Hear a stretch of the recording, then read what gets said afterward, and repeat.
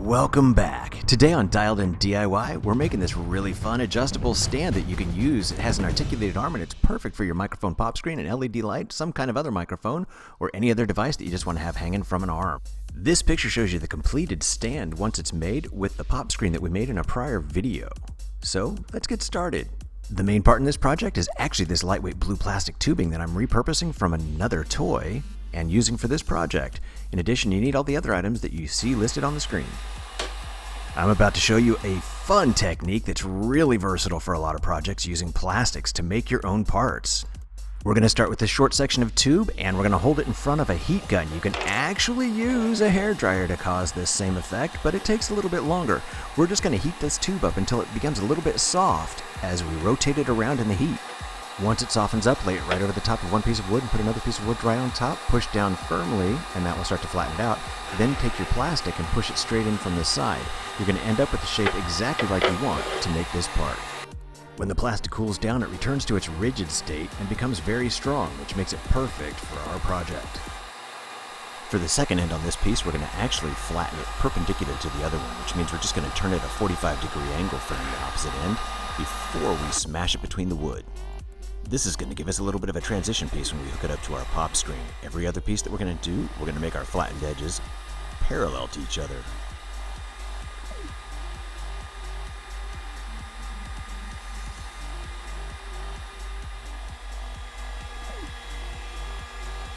To complete the main part of the plastic preparation, all we have to do is flatten the edges on our 3 tubes.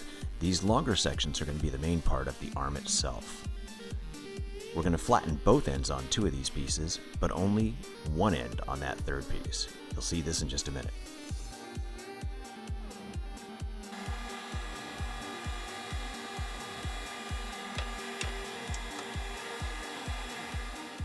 This is that third and final piece, and the section that I'm going to flatten out, I'm actually going to make a little bit longer than I did on the other 2 tubes. You're going to see why this is important in just a minute. It just gives us a little extra space when we hook everything together.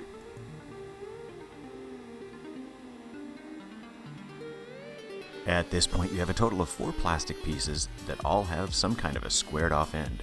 We're going to have to clean those up in just a minute, so let's take a look at how to do that. You can cut, grind, or sand away the corners on these. It doesn't really matter what approach you take, as long as you smooth these off and round them out.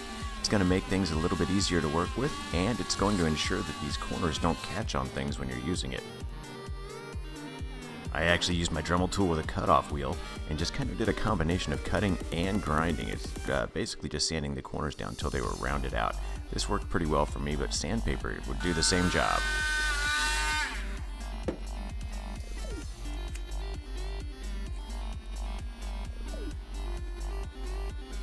Next, we need to drill some holes so we can connect our arm pieces together. We're going to do that by creating a hole that's just a little bit larger than the screw that we're going to use. Make sure to double check the alignment for the position on the holes before you begin to drill, because one thing that's very important about this is we squared off the edges on the end of the plastic round part, and that's going to serve as a stop when the 2 pieces of arm bend against each other. That way the arm cannot completely collapse upon itself. So you need to make sure the alignment is free enough to allow the arm to move back and forth, but then stop where you want it to stop. You can keep making some minor adjustments to the drill hole location as you're working with this, but then what you want to do is keep testing it. You're going to do that by putting a screw through one side that has a locking washer, then the first plastic piece, another locking washer, the second plastic piece, then use one of the split washers, and finally the wing nut. This order keeps everything from moving once you get it in the position you want it. I mentioned that the way we're creating this makes a kind of a stop point when you move these arm pieces around, and you'll see that as I'm putting this together, for me, I wanted it to go to just under a 45-degree angle. As you look at the middle arm piece here, the 2 that are coming off of it are both set at basically a 45-degree angle. It can straighten out completely from there, but if you drop it in on itself, it'll stop it just under that 45-degree angle point, which is perfect for me. Lastly, I'm going to add this little transition piece to the arm. This is going to allow our device that we attach to kind of swivel back and forth a little bit. This allows for ease of fine-tuning whatever you have attached. In my case, I'm using a pop filter. You can also attach a light, magnifying lens, whatever you feel might work best for you. And there you have it. The articulated arm part of your stand is now complete. Now we need to make a base so that the arm will stand upright and not tip over. In order to do that, we need a container that we're going to fill with some plaster. We're then going to stick a dowel rod down inside that we'll be able to use to slide our stand onto. The first part of this, though, is drilling a hole in it. We're going to put a little nail through this dowel rod. That'll keep it in place once it's in the plaster, so that even after it dries, it won't be able to twist or pull out of the plaster itself. Just like in previous videos where we've worked with Plaster of Paris, we're going to take 2 parts of plaster, for each part water.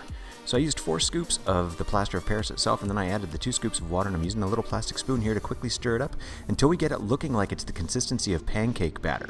Once we have it all ready, we want to start pouring it into our holder so that it doesn't set up too thick. Once you have your base container full of plaster, what you're going to do is take the dowel with the nail end first and stick it into the plaster. I angled it back just a little bit, and once I had it at the angle that I wanted, I used a little bit of painter's tape just to hold it in place until it was fully dry. At this point, I went ahead and slid the arm onto the dowel just to test the angle of everything, and I like the way it looks. So now that I know that I have it to work, I'm going to go ahead and drill a couple of holes through the plastic and through the dowel.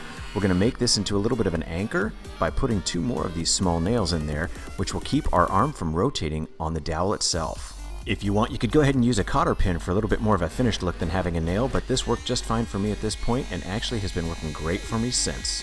Using this approach allows us to take everything apart to put it away if we need to. As you can see, I spin the base around, but the actual arm itself does not spin on that dowel, so that means everything is firmly held in place and ready to work with whatever it is we want to hang off the end of the arm. And for me, I'm putting this pop screen that I made in the previous video.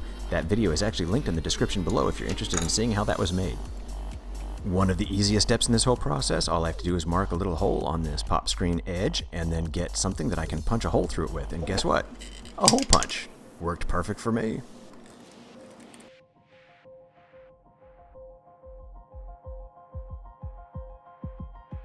So now to mount the pop screen, all I have to do is put the screw through the bracket on this arm. Then I have to take 4 or 5 of these little rubber washers, which creates a nice space between the arm itself and the pop screen.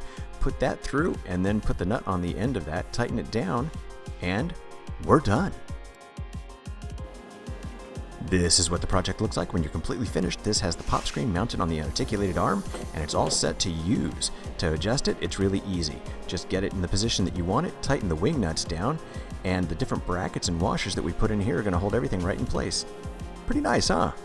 I was barely done with this project when I began tinkering and dialing in another pop filter and stand. So I'd love it if you come back in the future and check out those videos also. Thank you for watching. Please press like and then subscribe. There will be more dialed in DIY to come.